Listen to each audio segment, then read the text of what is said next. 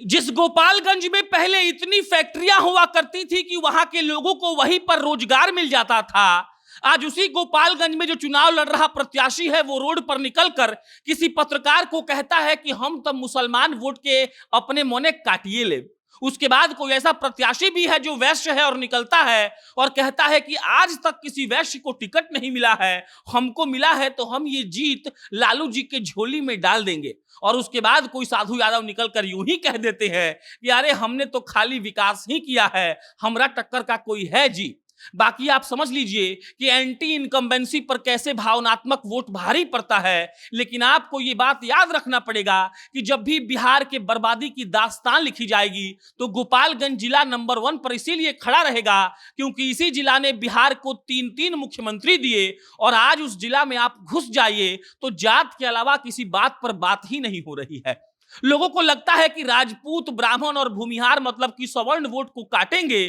तो भाजपा को जीत दिला देंगे। उसके बाद लोगों को लगता है कि यादव और अति पिछड़ों और मुसलमानों को काटेंगे तब आरजेडी के मोहन गुप्ता जीत के शीर्ष पर पहुंच जाएंगे। और उसके बाद एक साधु यादव नाम के व्यक्ति भी हैं जो इस बात का दावा कर रहे हैं कि अरे हम तो इतना काम कइले बानी कि विकास के गंगा, जमुना, सरस्वती सब बहता। लेकिन एक बार सोच कर देखिए गोपालगंज के उन लड़कों के बारे में, लड़कियों के बारे में जो लोग पढ़ाई करने के लिए यूपी जाते हैं। उसी गोपालगंज में कोई विश्वविद्यालय नहीं है और उसी गोपालगंज के बच्चे जब बिहार में दाखिला लेते हैं तो 3 साल की स्नातक की डिग्री उनको 7 साल में मिलती है। और मैं दावे के साथ यहां खड़े होकर एकदम जिम्मेदारी से कह रहा हूं, ऐसा कोई प्रत्याशी नहीं है जो भरे मंच से इस बात का ऐलान कर रहा हो कि अगर हम जीत कर आएंगे तो बंद पड़ा चीनी मिल चालू होगा, हम यूनिवर्सिटी के लिए कोशिश करेंगे और गोपालगंज के पास जो भी नहीं है हम उसको दिलवाने का प्रयास करेंगे। आप रोड पर निकलिए, आप किसी चाय के टपरी पर जाइए, आपको सिर्फ इतना सुनने को मिलेगा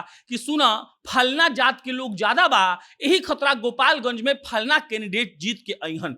ये वीडियो हम किसी न्यूज के मकसद से नहीं बना रहे हैं, ये वीडियो हम बना रहे हैं बिहार के गोपालगंज के उन लोगों को जागरूक करने के लिए जो लोग शायद ये भूल चुके हैं कि अगर उनका जिला ऐसे ही रहा तो उनका जिला बहुत जल्दी बर्बादी के कगार पर जाएगा। और जिस बात का दंभ वो लोग भरते हैं कि हमने बिहार को 3 मुख्यमंत्री दिए, वो दंभ एक दिन समाप्त हो जाएगा। वैसे एक बात बताएं, गोपालगंज वाले ये सोचकर बहुत खुश हैं कि चौथा मुख्यमंत्री तेजस्वी यादव के रूप में जल्द ही बिहार को मिलने वाला है। लेकिन तेजस्वी यादव, लालू यादव, नीतीश कुमार, सुभाष सिंह, साधु यादव, मोहन गुप्ता, रियाजुल हक राजू, इसके अलावा उन तमाम नेताओं का नाम लीजिए और पूछिए उनसे कि आप लोगों ने गोपालगंज के लिए क्या किया है, तो वो 1-2 पुल, 1-2 चरवाहा विद्यालय और 1-2 रोड दिखाकर कहेंगे कि हमने जो गोपालगंज के लिए किया है वो तो कोई कर ही नहीं पाया है महोदय, इसीलिए वोट हमरे को दीजिएगा। लेकिन विपुल चौबे जब ये सवाल पूछता है गोपालगंज का एक लड़का कि गोपालगंज में यूनिवर्सिटी क्यों नहीं है, तब किसी नेता के पास इस बात का जवाब नहीं होता है।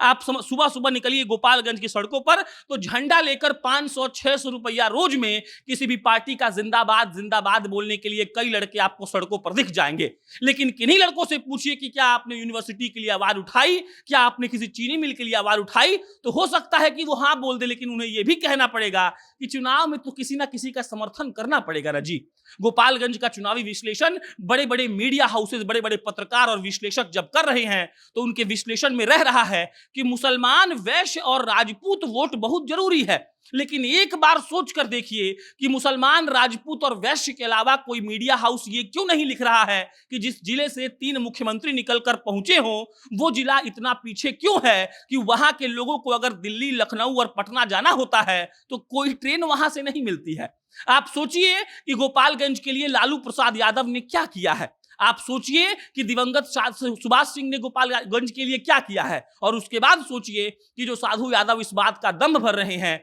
वो इस बार किस बात को लेकर चुनावी मैदान में उतरे हैं। एक बार सोच कर देखिए और आपको समझ में आ जाएगा कि आपको सिर्फ और सिर्फ ठगा जा रहा है। बाकी गोपालगंज का चुनावी विश्लेषण हम चाहें तो हम भी कर सकते हैं, मेरा गृह जिला है, लेकिन बिहार के विकास के नजरिए से, किसी प्रदेश के एक जिले के नजरिए से अगर आप देखेंगे उसको तो ये वो पिछड़ा जिला है जहां पर हर वर्ष बाढ़ आता है, लोग अपने अपने जाति को सेट करके आज वोट मांगने में लगे हैं, लेकिन कोई नेता वहां पर विकास की बात नहीं कर रहा है। किसी को इस बात से मतलब नहीं है कि गोपालगंज कैसे आगे बढ़ेगा, कोई इस बात पर चर्चा करने के लिए तैयार नहीं है कि हम ऐसा क्या कर देंगे कि गोपालगंज के लोग, गोपालगंज के बच्चे, गोपालगंज की बच्चियां अच्छे से पढ़ लिख कर अपना इलाज गोपालगंज में करवा सके। बाकी आपको जैसे वोट देना है आप देंगे, लेकिन एक बार सोच कर देखिए कि आखिर हमारा जिला कैसे बदलेगा जब तक हम यादव, कुर्मी, राजपूत, कोयरी, ब्राह्मण, भूमिहार, मुसलमान, वैश्य और वैश्य में भी कलवार पर टिके रहेंगे। कोई अपडेट आएगी तो बाकी हम इत्तला करेंगे। वीडियो कैसा लगा कमेंट बॉक्स में लिख के बताइएगा। बहुत बहुत धन्यवाद।